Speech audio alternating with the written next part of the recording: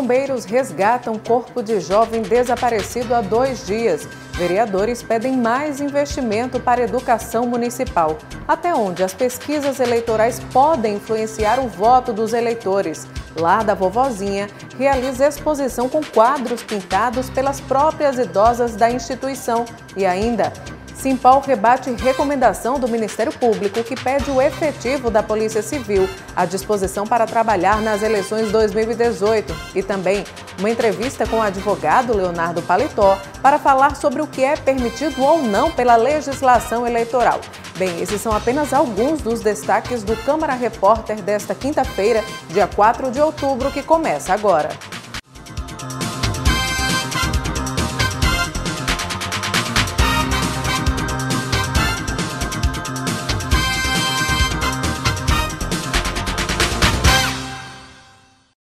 O corpo de Thalisson Alves de Sales, de 22 anos, foi resgatado na manhã desta quinta-feira pelos bombeiros. O jovem que morreu afogado foi encontrado boiando nas proximidades da Fortaleza dos Reis Magos. Thalisson estava desaparecido desde a última terça-feira, quando foi arrastado por uma forte correnteza, enquanto tomava banho na praia de Areia Preta. O trabalho de resgate contou com o apoio do helicóptero Potiguar 1 da Secretaria Estadual de Segurança Pública. E a Secretaria Municipal de Trabalho e Assistência Social abriu inscrições para cursos gratuitos de qualificação profissional. O objetivo é inserir jovens no mercado de trabalho. É isso, Mara. 150 vagas de cursos gratuitos profissionalizantes estão sendo ofertados pelo município de Natal. Tem para design de sobrancelhas, cabeleireiro, produtor de doces e salgados, entre outros. Dessas 150 vagas, 101 delas estão sendo destinadas a uma demanda aberta, ou seja, desempregados, jovens a partir dos 16 anos e idosos que buscam se inserir no mercado de trabalho. 49 dessas vagas são para usuários da rede socioassistencial e demais instituições parceiras. A carga horária desses cursos é de 200 horas semanais. Para mais informações, é só acessar o site www.natal.rn.gov.br. Hugo Fernandes para o Câmara Repórter. E agora os assuntos do Legislativo. A educação foi o principal tema debatido na sessão ordinária desta quinta-feira. Os parlamentares pediram mais atenção e investimento por parte do Executivo Municipal. Os dados apresentados pelo INAF, Indicador de Alfabetismo Funcional, neste ano, mostram que 3 em cada 10 jovens e adultos de 15 a 64 anos no país são considerados analfabetos funcionais. O número espantoso foi amplamente discutido no horário do pequeno expediente desta quinta-feira. A vereadora Eleika Bezerra foi uma das parlamentares que usou o horário para alertar a população natalense sobre a necessidade urgente de investimentos no ensino básico. A base de uma nação, de um país, está na sua educação. E eu aqui relembro, a Coreia e o Brasil, há cerca de 45 anos atrás, tinham um índice de desenvolvimento semelhantes. Hoje a Coreia está lá em cima e o Brasil está nessa situação tão precária que a gente sabe do nosso dia a dia. E se pergunta, os estudiosos apontam, o principal determinante desta subida e desta estagnação foi a educação, que a Coreia do Sul investiu e, o mais importante, começou a investir na educação básica. E vamos falar de eleições. O Ministério Público do Rio Grande do Norte recomendou, em caráter de urgência, que todo o efetivo da Polícia Civil esteja à disposição para trabalhar no domingo de votação. A recomendação foi enviada à Secretaria de Segurança Pública do Estado e também à DGPOL. Os 2 órgãos têm 2 dias para confirmarem se vão seguir a determinação do Ministério Público.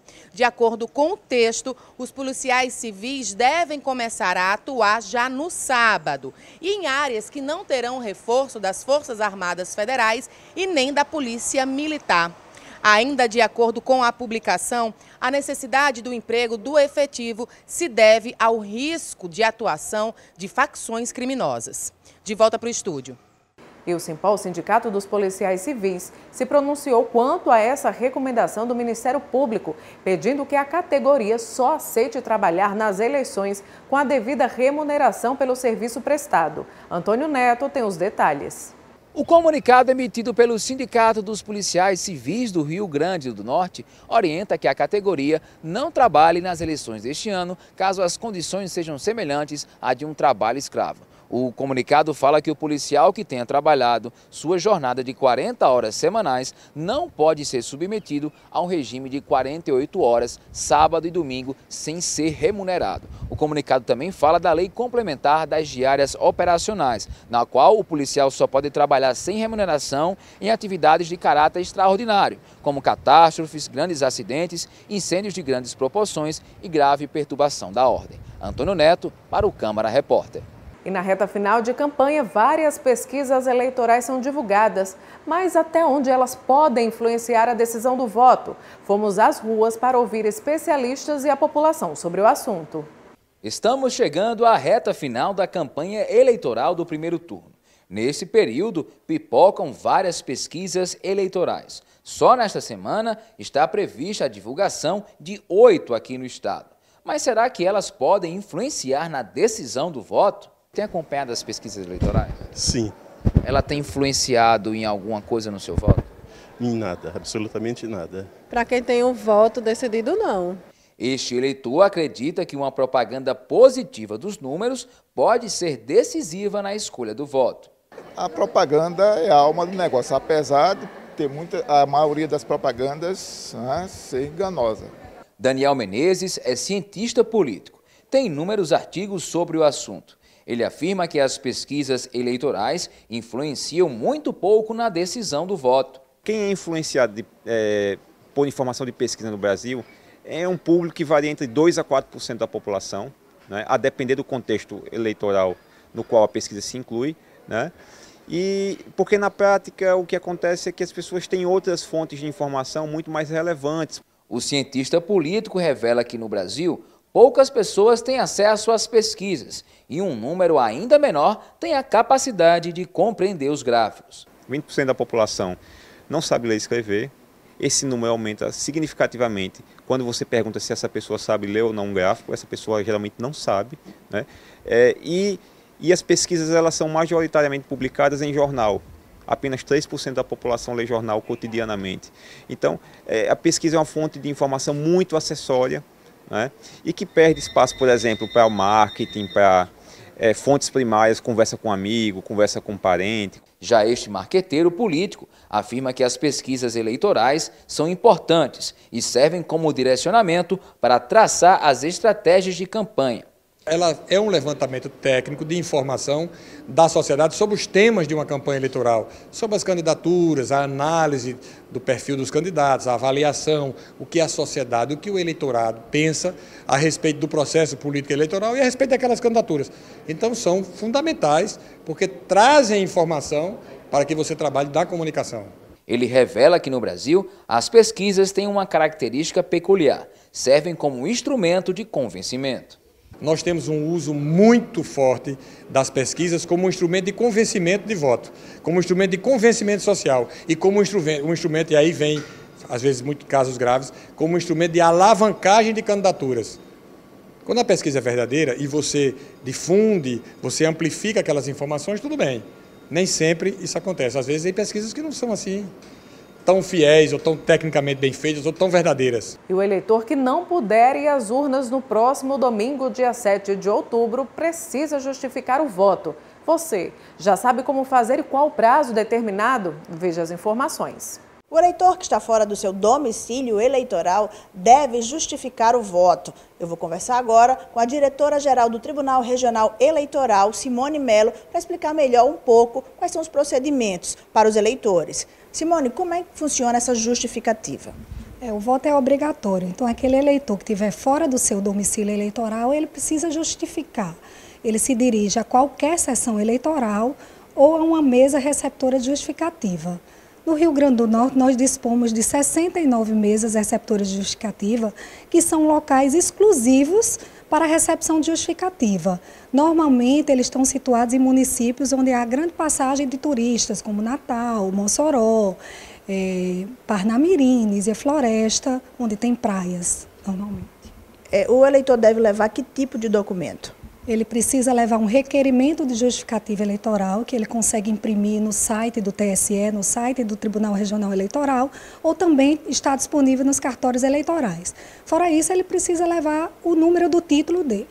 Caso ele não tenha viajado, tenha esquecido de trazer o título, ele pode fazer uso de um sistema que nós temos, que é o Disque Eleitor. Então, por meio do 0800 084 5464, o eleitor passa o nome completo dele, o nome da mãe, e a Justiça Eleitoral do Rio Grande do Norte disponibiliza para ele o número do título para ser usado na mesa receptora justificativa. E quem não justificar no dia da eleição, tem um novo prazo? Até que dia o eleitor pode fazer essa justificativa? Aquele eleitor que realmente teve impedimento de votar ou justificar por estar hospitalizado ou estar viajando, ele precisa se dirigir ao cartório eleitoral, no caso do primeiro turno, até o dia 6 de dezembro, com o comprovante do impedimento.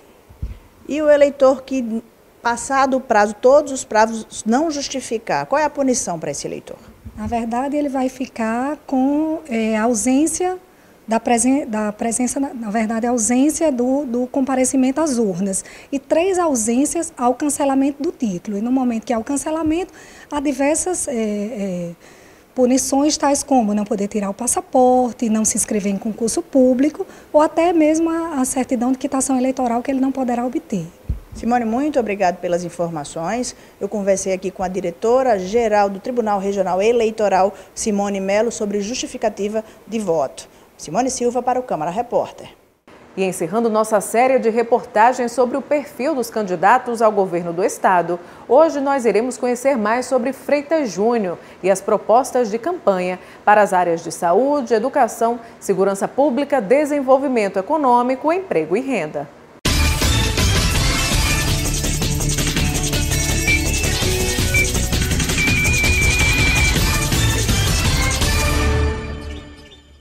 Freitas Júnior é o candidato mais jovem que disputa as eleições para governador do Rio Grande do Norte neste ano. Ele tem apenas 30 anos, trabalhou com os pais na agricultura e é natural da cidade de Alexandria, região oeste do estado. O candidato do Rede Sustentabilidade é formado em gestão ambiental. Ele também é técnico em edificações e concorre pela primeira vez ao cargo de governador do estado. Freitas Júnior começou sua trajetória política quando tinha apenas 14 anos, quando iniciou no movimento estudantil no Instituto Federal da Paraíba. Na cidade de Caraúbas, interior do estado, foi criador do Centro Acadêmico do curso de Ciência e Tecnologia da Universidade Federal Rural do Semiárido. O candidato Freitas Júnior também é palestrante e foi professor. Atualmente é servidor público municipal, onde tem atuado nas questões socioambientais. Freitas Júnior ajudou a fundar o partido Rede Sustentabilidade no Rio Grande do Norte. Hoje, ele é a principal figura do partido no estado. O candidato ao governo do estado, Freitas Júnior, pelo Rede Sustentabilidade, tem uma carreira política curta. Ele disputou pela primeira vez as eleições em 2016, quando concorreu ao cargo de prefeito de Natal.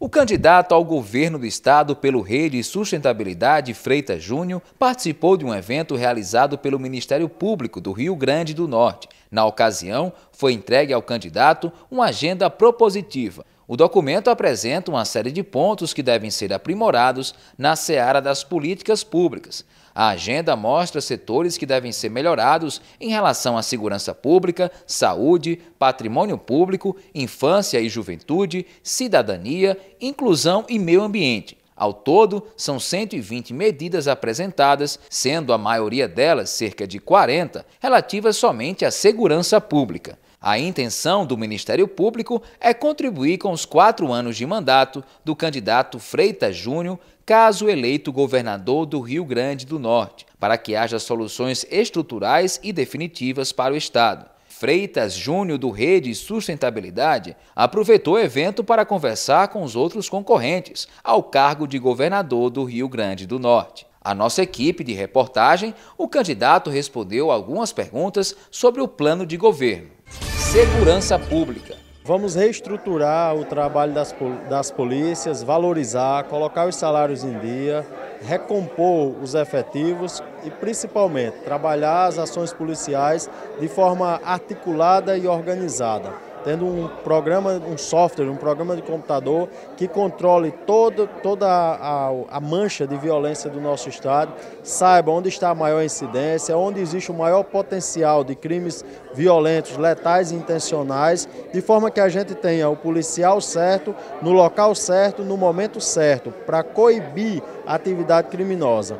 E modernizar a ação também, claro que com medidas como, por exemplo, a abolição, o fim do papel definitivamente em toda a administração pública. Isso inclui o BO eletrônico e o TCO eletrônico. Vai permitir que os policiais, em meia hora, façam o TCO direto na viatura e a gente tenha mais policial e mais viatura na rua fazendo o trabalho preventivo. Educação. A gente só tem educação boa se a gente valoriza professor e aluno.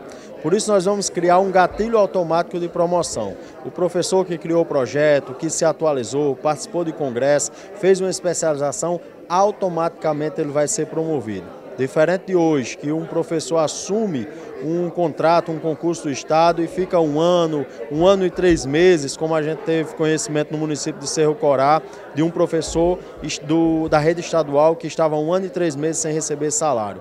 Vamos valorizar esses profissionais, valorizar esses professores, criar o índice da educação potiguar para corrigir as deficiências, para quando for realizado a avaliação do IDEB, da avaliação nacional, a gente já tenha corrigido os erros e tenha uma educação de qualidade e garantir uma alimentação adequada às nossas crianças para que, corrigindo a insegurança alimentar que elas têm em casa, elas possam aprender mais, tendo boas escolas e professores valorizados e motivados. Saúde. Reestruturar a rede de saúde pública do Estado. A gente não pode sair abrindo hospital regional, fazendo politicagem. Na realidade, a gente tinha hospitais micro-regionais e que as pessoas, quando chegavam nesses hospitais, não encontravam um serviço público efetivo. Faltava médico, faltava material, faltava, às vezes, as condições mínimas, um leito adequado para receber a população, era o que faltava. De forma que a gente vai reestruturar a rede hospitalar do Rio Grande do Norte e garantir, primeiro através de parceria com as prefeituras, com os municípios, que as pessoas sejam atendidas na atenção básica, de forma que 85% dos casos vão ser resolvidos nos postos de saúde. O que não possa ser resolvido, vamos resolver nos hospitais regionais, garantir que tenha um médico e que a gente tenha uma gestão moderna e eficiente do estoque do Estado, para que o governo do Estado, através da CESAP, da Secretaria de Saúde, saiba onde está cada centavo que foi gasto. Desenvolvimento econômico e geração de emprego e renda. Vamos fazer uma reforma tributária e fiscal profunda, reduzir o ICMS para as micro e pequenas empresas, de forma que vamos aumentar a competitividade, principalmente no interior do estado. Nos 6 primeiros meses do nosso governo, a gasolina e os itens da cesta básica estarão mais baratos. O nosso comerciante vai ser mais competitivo do que o comerciante da Paraíba e do Ceará, consequentemente vai gerar mais renda e vai poder contratar mais pessoas, gerando mais emprego. Para isso, vamos rever a política de renúncia fiscal que é praticada atualmente e vamos explorar profundamente as nossas potencialidades. Investir na energia eólica, energia solar, interiorização do turismo, inclusive do turismo religioso, como forma de aumentar as nossas potencialidades e a produtividade do nosso estado.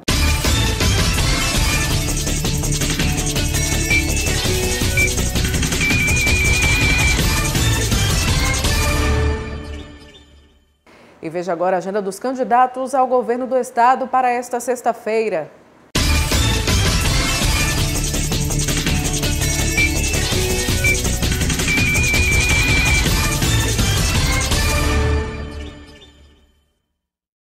Nesta sexta-feira, o candidato ao governo do estado, Dário Barbosa, do PSTU, tem às 3h30 da tarde um bandeiraço nas proximidades do viaduto do Baldo, na Cidade Alta. Às 6 da noite, ele participa de uma plenária com apoiadores de campanha. A candidata Fátima Bezerra, do PT, tem às 9 da manhã caminhada no centro de Parnamirim. Às 3 da tarde, ela realiza caravana no mesmo município. O candidato Carlos Eduardo, do PDT, tem às 10 da manhã uma visita ao Distrito Industrial de Extremóis. Às 3 da tarde, ele faz caravana pela Zona Norte. O candidato Breno Queiroga, do Solidariedade, na manhã e tarde, tem reunião com assessores de campanha. Os candidatos Carlos Alberto, do PSOL, Heró Bezerra, do PRTB, Robson Faria, do PSD e Freitas Júnior não enviaram agenda de campanha.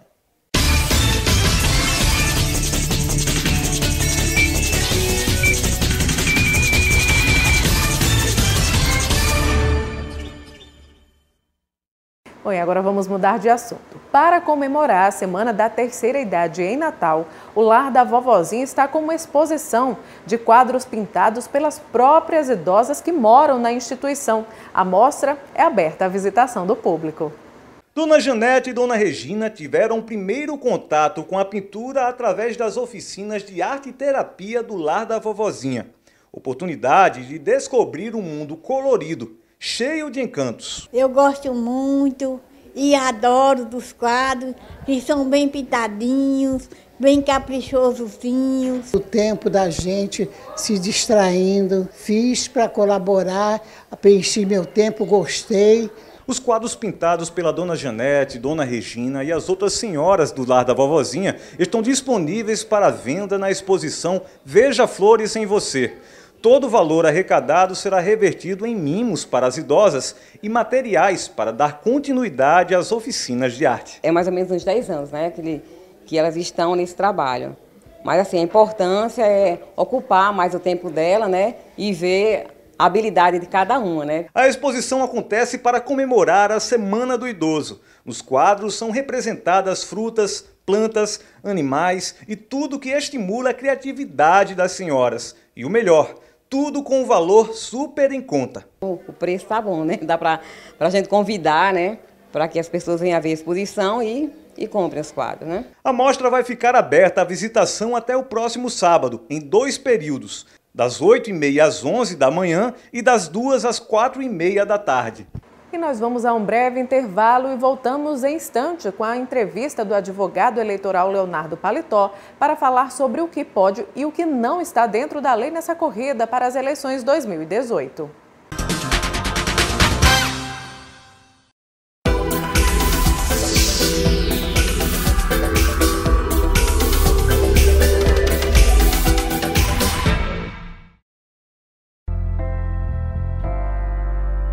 Espero voltar para minha casa. Você sonha em voltar para sua casa? Você acha que isso pode acontecer ainda? É uma realidade da vida, né? Nenhuma família vai querer um jovem que esteja num abrigo, que tenha vários perfis de adolescentes, de várias formas, várias vivências. Eu acho que é uma das coisas que eu mais sinto falta, que é da minha família.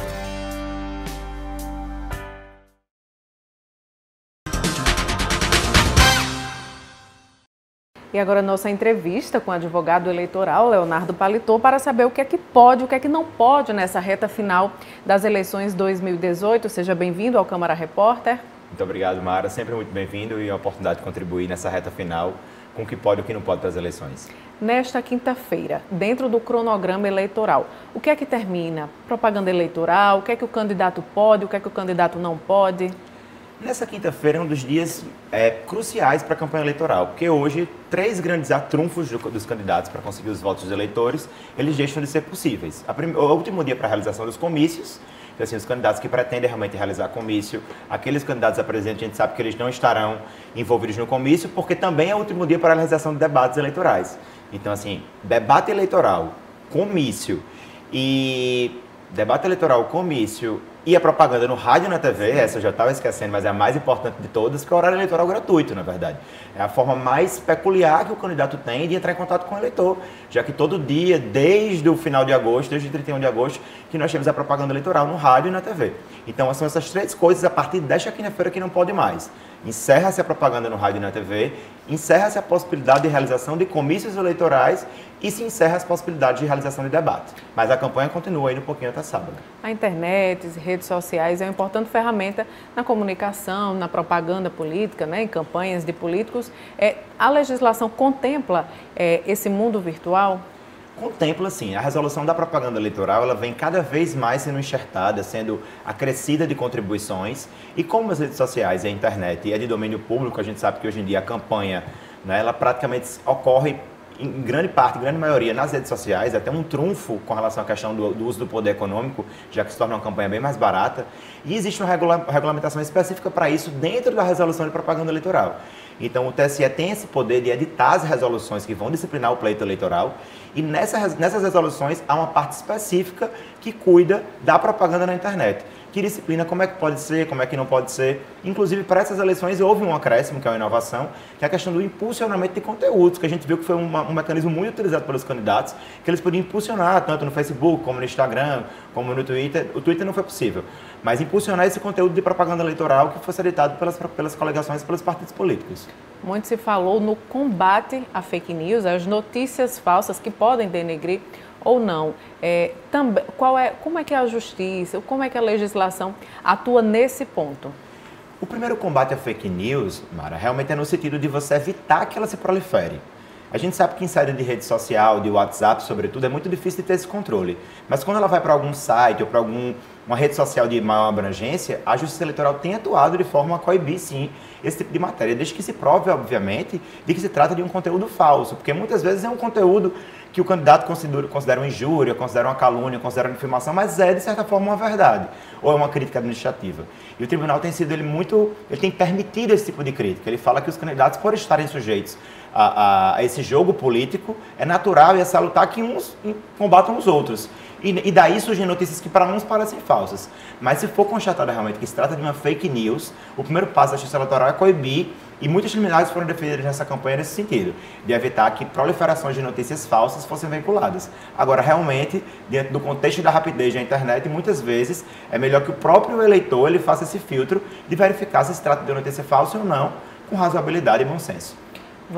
Faz de conta que nós estamos no domingo, no dia de eleições. O eleitor pode votar com camiseta, bandeiras, botões, santinhos? O eleitor ele é livre para fazer a sua manifestação individual, desde que silenciosa. Agora, é importante ter em mente que o fato do eleitor poder ir com a bandeira, poder ir com sua cola, eu substituiria o santinho pela cola. É importantíssimo que o eleitor leve a sua cola até uma campanha do Tribunal Superior Eleitoral e do Tribunal Regional nesse sentido, porque são 6 votos, né? Então a gente tem que realmente saber os números dos candidatos para não gerar confusão e não atrasar a votação, para contribuir para o processo democrático.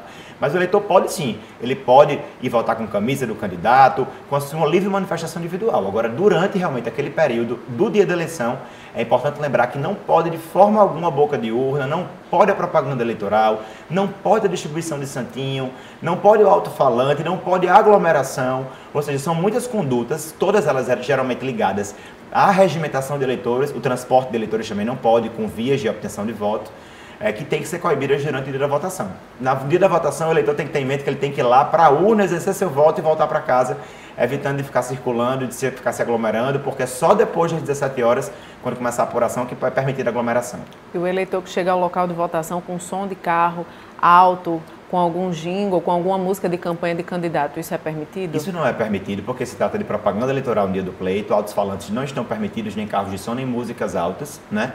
E se por acaso isso acontecer, que termina acontecendo, o eleitor está sujeito a ser detido e ser levado para a delegacia e até perder o direito de votar. Passar o dia todo, às vezes, tendo que ser detido porque cometeu uma propaganda de natureza irregular. E depois vai sofrer um processo criminal, desde que aquele crime, obviamente, seja comprovado, vai ter que responder por aquela conduta que é uma conduta criminosa para o dia da eleição. No interior do estado, a política é muito latente. Pessoas que se unem e vão votar no mesmo local, com camisas, também como forma de manifestação, isso podem ir em grupos vestidas com camisa de candidatos? Essa questão exige uma certa razoabilidade na aferição, né? Digamos, vamos supor uma família que vai toda votar conjunta, todo mundo com a blusa das cores do seu partido, do seu apoiador. Isso seria uma coisa vedada? Seria uma aglomeração? Então tem que se ter uma razoabilidade, né? A aglomeração que se veda realmente pela lei é aquela que busca a regimentação de outros eleitores e que vai aglomerando e vai aglomerando. Isso é a finalidade principal que está disciplinada no Código Eleitoral. Não é todo tipo de aglomeração, na verdade, que está vedada, mas para fins da lei eleitoral, né, a aglomeração está vedada, então é bom que se evite, né? Vai votar junto, depois votou, despeça, que não fique formando esses grupinhos de aglomeração pelas esquinas, porque na verdade isso é passível de ser detido como um crime eleitoral. Nessa reta final, o que é que o político tem que estar atento? Um crime, um erro mais recorrente, digamos assim, nesses dias que se aproxima da eleição? O erro mais recorrente que eu acredito que a Justiça Eleitoral tem que evitar é a captação ilícita do sufrágio. que significa isso? A compra do voto, né? Você falou muito bem a questão da campanha do interior, não que só aconteça no interior de forma nenhuma, acontece em todos os cantos, na capital também, nas periferias, em todos os lugares, mas assim, é o que se busca evitar, que é a compra do voto. Então assim, é importante que os candidatos tirem isso da sua mente, dessa intenção, né, o dinheiro que chega na véspera da campanha eleitoral para comprar o voto, porque a gente sabe que basta um voto comprado para que aquele candidato seja sujeito à cassação do seu mandato posteriormente, sem falar no que deslegitima todo o processo democrático, que deve ter a sua livre consciência, o eleitor deve ter a sua livre consciência para votar, sobretudo no momento pelo qual passa o nosso país, né, tão polarizado e tão necessitado de políticos realmente que visem a construção de ideias e não a compra das consciências dos eleitores para obter os seus votos. Então eu destacaria esse como principal conduta que deve ser evitada, até pelos apoiadores dos candidatos, para que realmente nós tenhamos eleições legítimas e que sejam eleitos aqueles que o povo realmente quer. E a dica para o eleitor é realmente a colinha? A dica para o eleitor é a cola e eu voto livre e consciente, né? Que realmente a gente consiga refletir o que a gente quer, quais são as diretrizes que a gente quer para o nosso país. E lá, independente de predileções políticas, né, que você tem a sua, eu tenho as minhas e o eleitor tem as deles, que a gente vá lá e vote de acordo com as nossas próprias consciências e que quem for eleito consiga colocar o nosso Estado e o nosso país nos trilhos. Obrigada, doutor Leonardo Paletó, advogado eleitoral. Eu que agradeço, estamos sempre à disposição para aquilo que for necessário. Eu agradeço a sua companhia e até a próxima edição.